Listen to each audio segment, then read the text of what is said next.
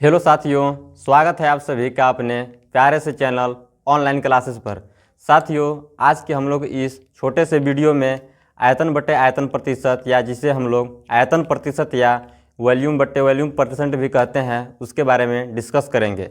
साथ ही साथ उदाहरण और बेस्ट कैलकुलेशन टिप्स के बारे में भी सीखेंगे। तो चलिए अब हम लोग देखते हैं आयतन बटे आयतन प्रतिशत को। किसी विलेय पदार्थ के आयतन भागों की वह संख्या जो बिलियन के 100 ml आयतन भागों में उपस्थित हो बिलियन की आयतन प्रतिशत कहलाती है। या इसे हम लोग सिंपल भाषा में कहें तो कह सकते हैं कि किसी बिलियन के जिस बिलियन का आयतन कुल मिलाकर 100 ml होना चाहिए, यदि उसमें हम लोग बिलियन का जितना भी आयतन घोलेंगे उसे हम लोग आयतन बटे आयतन प्रतिशत या आयतन प्रतिशत कहेंगे। उदाहरण के माध्यम से हम लोग चलिए इसको समझते हैं। जैसे कि यदि हम लोग यह एक बीकर ले लें, इसमें हम लोग एथेनॉल जो कि एक द्रव है इसका हम लोग मान लीजिए VA आयतन ले लेते हैं। यहाँ पर V आयतन को दर्शाता है और A एथेनॉल को यानी कि विलेय को दर्शाता है। और इसमें हम लोग जल को मिलाते हैं जो कि एक विलायक है। इसे हम लोग ज़्यादा मात्रा में भी लेंगे। इसे हम लोग VB के माध्यम से दर्शाते हैं, यानी कि इसे हम लोग कह सकते हैं कि यहाँ पर विलायक B है और विलेय A है। जब इन दोनों को हम लोग मिलाते हैं तो हमारा बिलियन मान लीजिए C बनता है। तो बिलियन का कुल आयतन होगा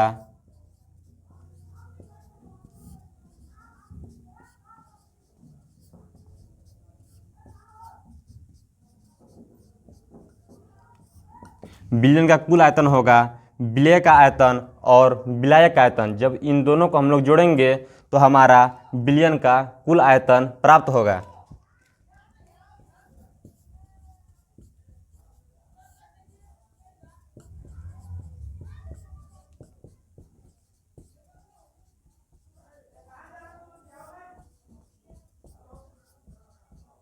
या इसे हम लोग ऐसे भी लिख सकते हैं कि VC बराबर VA प्लस VB।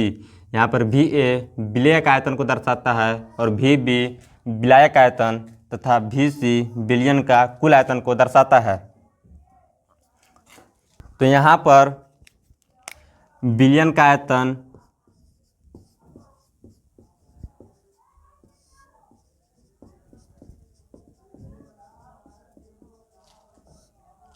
VC में विलेय का कुल आयतन घुला हुआ है VA।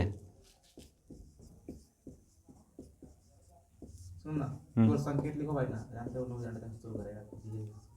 ठीक है। यदि बिलियन का आयतन है VC जिसमें विलेय का आयतन VA घुला हुआ है तो 1 ग्राम 1 ml बिलियन में विलेय का आयतन होगा VA बटे बिलियन का कुल आयतन या VA प्लस VB। ठीक इसी प्रकार 100 ml बिलियन में होगा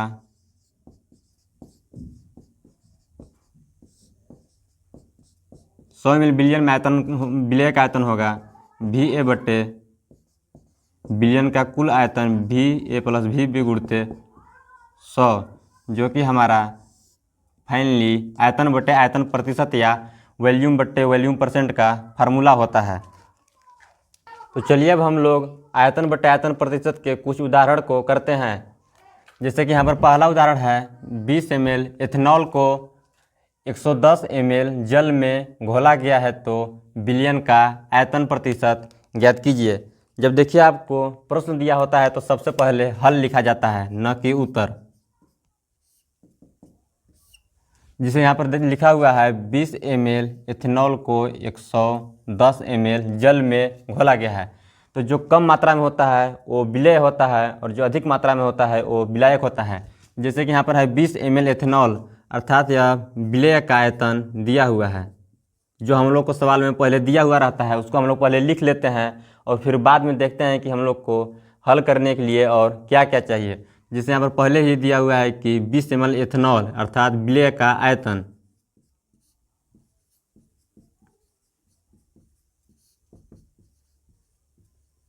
और सेकंड में दिया हुआ है कि 110 ml जल अर्थात यह अधिकता में उपलब्ध है तो यह विलायक है। यहाँ पर विलायक आयतन दिया हुआ है।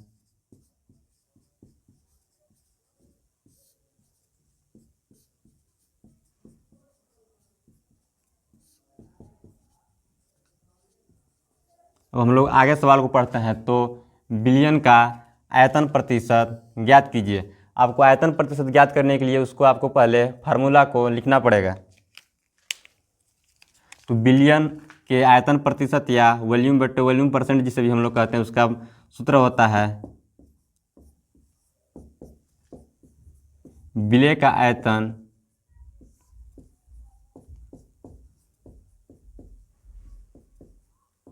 ml में होना चाहिए बटे विलयन का कुल आयतन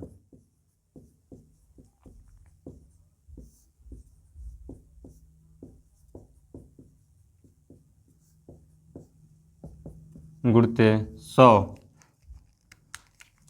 तो यहाँ पर विलेय और विलायक का आयतन दिया हुआ है तो हम लोग को विलयन का आयतन ज्ञात करना पड़ेगा। विलयन का आयतन ज्ञात करने के लिए विलेय और विलायक का आयतन दोनों को जोड़ना पड़ता है।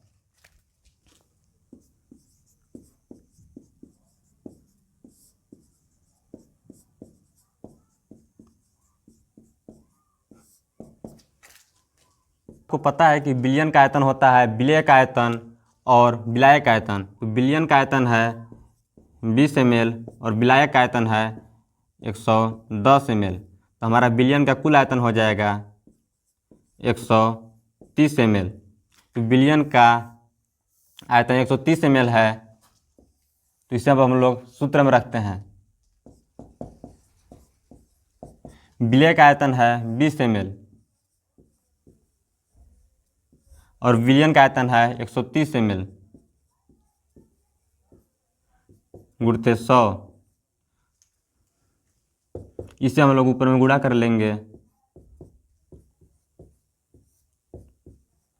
कैलकुलेशन को आसान करने के लिए हम लोग को जितना भी शून्य नीचे है उतना ही शून्य ऊपर में भी होना चाहिए। तो एक शून्य से हम लोग एक शून्य को काट लेते हैं तो हमारा हो जाएगा ऊपर में 200/13 जो कि फाइनली होगा 15.38%। इसका मतलब यह हुआ कि 15.38% का मतलब यह हुआ कि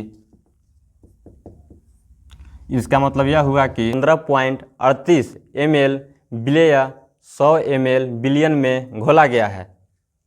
और चलिए अब हम लोग अगला उदाहरण को देखते हैं।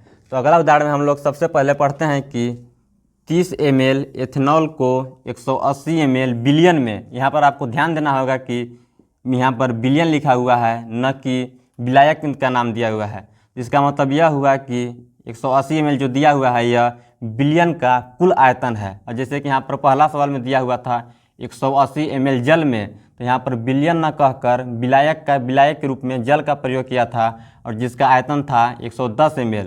और यहाँ पर है विलयन का कुल आयतन 180 ml। तो यहाँ पर हम लोग को आयतन प्रतिशत ज्ञात करने के लिए विलयन का आयतन ज्ञात नहीं करना पड़ेगा। यहाँ सवाल में ही दिया हुआ है कि 180 ml है। चलिए हम लोग इसे सबसे पहले लिख लेते हैं। विलेय का आयतन है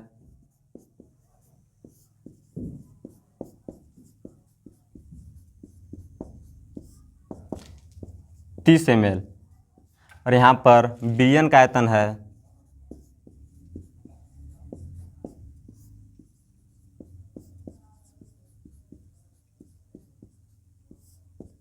180 ml। ऊपर में हम लोग लिखे हुए हैं कि विलयन का आयतन प्रतिशत का सूत्र होता है विलेय का आयतन बट्टे विलयन का आयतन गुणित 100। तो यहाँ पर हम लोग उसी सूत्र में विलेय का आयतन और विलयन का आयतन का मान रखते हैं। विलेय का आयतन बट्टे में विलयन का आयतन गुणित 100, इसे हम लोग ऊपर में गुणा कर लेते हैं जो कि हो जाएगा 3000 और नीचे 180।